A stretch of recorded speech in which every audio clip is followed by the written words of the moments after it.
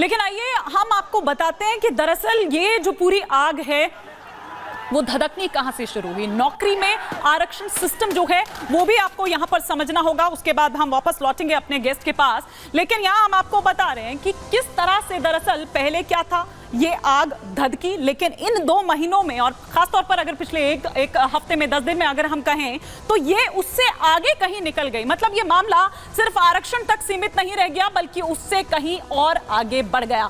अब देखिए, अगर हम पहले की बात करें तो पहले कितना वो था, 56%। अब हम उसको किस तरीके से अलग अलग कर दें, 56% बल्कि 80% था, फिर बाद में वो किया गया था। हम स्वतंत्रता सेनानियों के बच्चे का अगर इसमें बात करें तो वो 30% उसमें था। पिछड़े जिलों की बात करें तो 10% उनके लिए था।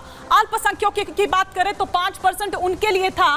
विकलांग दिव्यांगों की अगर बात करें तो उनके लिए 1% था, और महिलाओं की बात करें तो उसमें 10% था, और मेरिट की अगर हम बात करें तो 44%। लेकिन कोर्ट ने क्या कहा, उसे ठीक बदल दिया और सिर्फ 7% आरक्षण जो है वो रह गया। मतलब ये कि कोर्ट की ओर से ये कहा गया कि 93% मेरिट होना चाहिए, और यही दरअसल उन छात्रों की, वो जो प्रदर्शनकारी थे, उनकी भी मांग थी। और स्वतंत्रता सेनानियों के बच्चे के लिए अब ये कितना हो गया, ये 5% अब घटकर रह गया है। और वहीं ट्रांसजेंडर्स या फिर हम दिव्यांगों की यहां पर बात करें तो 2% उनके लिए। ये आपकी स्थिति की हम यहां पर बात कर रहे हैं, वो आंकड़ा हम आपको दिखा रहे हैं। तो 5 + 2 7%, और मेरिट उस लिहाज से अगर हम देखें तो ये 93%। तो ये दरअसल पूरा ये मामला, लेकिन कोर्ट के इस फैसले के बाद भी जो प्रदर्शनकारी हैं, जो छात्र हैं, उनका जो गुस्सा है वो शांत नहीं हुआ, वो नहीं थमा।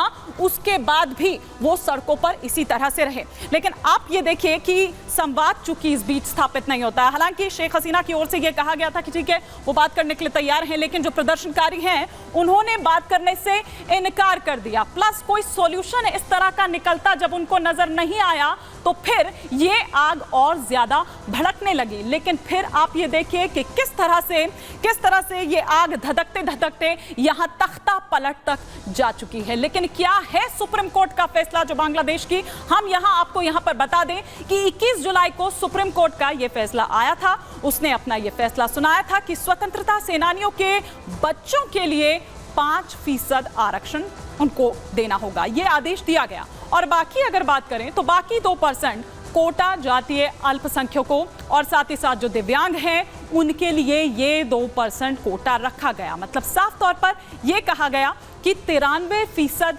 मेरिट के आधार पर होना चाहिए। उनकी तरफ से ये सवाल दरअसल उठाया जा रहा था कि भाई ठीक है, उन्होंने उस वक्त जो किया, लेकिन उनके नाती पोते इन सबको आखिर ये क्यों दिया जाना चाहिए, ये उनकी मांग थी।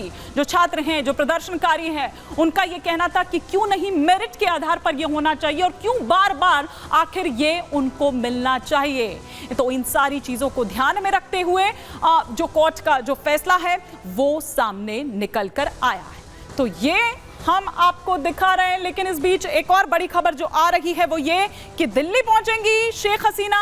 अब से कुछ ही देर में वो खबर आपके सामने होगी, सबसे पहले रिपब्लिक भारत आपको बताएगा। लेकिन साथ ही ये कहा जा रहा है कि शाम में दिल्ली से लंदन जा सकती हैं शेख हसीना। दिल्ली में हसीना के विमान की रिफ्यूलिंग होगी, फिर रिफ्यूलिंग के बाद उड़ान भरेगा हसीना का विमान। ये इस वक्त जानकारी मिल रही है। जिस तरह से पहले भी हमने आपको बताया कि शेख हसीना की ओर से जो जानकारी आ रही है कि किसी तरह का कोई संरक्षण जो है, राजनीतिक संरक्षण जो है, उसकी मांग नहीं की गई है। एक क्विक रिएक्शन में जरा उस टाइम मिर्जा साहब को मैंने रोक लिया था, आप कुछ काउंटर करना चाह रहे थे कर्नल शैलेंद्र की बात पर। नहीं, काउंटर मैं नहीं करना चाह रहा। मैं सिर्फ ये कहना चाह रहा हूं कि ये इंडिया के लिए कोई अच्छी खबर नहीं है शेख हसीना का इस तरह से इक़्तिदार से बेदखल किया जाना। और ये पॉपुलर मूवमेंट्स या ये कोई फौज का जर्नैल जिस तरह ये फरमा रहे थे एम्बिशियस, ये उसकी एम्बिशन से इसका कोई लेना देना नहीं। ये अमेरिकन स्पॉन्सर्ड कू है। और मैंने 2 हफ्ते पहले अपने आर्टिकल में ये सवाल उठाया था, उसका टाइटल था is Bangladesh inching towards martial law with a question mark. चीजों को सही चीज से उनको पुकारना चाहिए। और ये एक American / Pakistan /ISI/ Islamic fundamentalist back coup है। ये बांग्लादेश को अगर बहुत पीछे ले जाएगा, और यही चाहते हैं वो।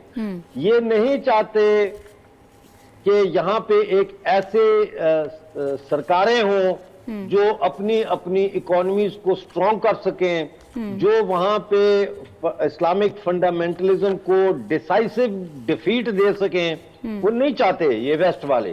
वो चाहते हैं ये इस्लामिक फंडामेंटलिस्ट ऑर्गेनाइजेशंस का वजूद कायम रहे, चाहे इंडिया है, कश्मीर है, पाकिस्तान, बांग्लादेश है, ये कायम रहे, वीक हो लेकिन कायम हो, क्योंकि ये वो इंफ्रास्ट्रक्चर है, रिएक्शनरी इंफ्रास्ट्रक्चर, जिसके जरिए डेमोक्रेटिक गवर्नमेंट्स के खिलाफ जब कोई मूवमेंट चलती है तो इनको इन्फिल्ट्रेट करा के उसको वायलेंट किया जाता है, और फिर इनके लोगों को ऊपर उठाया जाता है, लीडर बनाया जाता है, और फिर ये एक स्टबर्न लीडरशिप के शक्ल में सामने आता है जो कह रहे हैं हम मुज़ाकरात नहीं करेंगे, मुज़ाकरात नहीं करेंगे।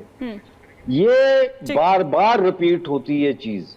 अभी मैं ये समझ रहा हूं कि ये देखे ना, अभी जो तस्वीरें दिखा रही थी आपके इस शो में हिमानी, वो कि शेख मुजीब के वो स्टैचू को हथौड़े से तोड़ रहा है, तो शेख मुजीब का क्या लेना देना है इस मूवमेंट से? वो मतलब है कि सिंबल ऑफ नेशनल यूनिटी को डिस्ट्रॉय किया जा रहा है। जिस शख्स ने बांग्लादेश को आजाद किया, बनाया, जो फादर ऑफ द नेशन है, बिल्कुल, उसके कौन है ये जो उसके तोड़ रहा है पुतला? तो ये सारी एक विजुअल इमेजरी कायम की जा रही है। ठीक है। और ये बड़ा खौफनाक सिलसिला है। बिल्कुल, जिस तरह की तस्वीरें सामने निकल कर आ रही है वो खौफनाक ही है, वो भयावह ही है, और ऐसा लग रहा है कि जैसे छूट दे दी गई है वहां के लोगों को। बहुत शुक्रिया आप दोनों का ही। सर, आप कुछ कहना चाह रहे हैं? हालांकि टाइम ओवर हो गया है। हाँ, ठीक है। बहुत शुक्रिया आप दोनों मेहमानों का हमारे साथ जुड़ने के लिए। तो आज के प्रहार के सफर में फिलहाल इतना ही।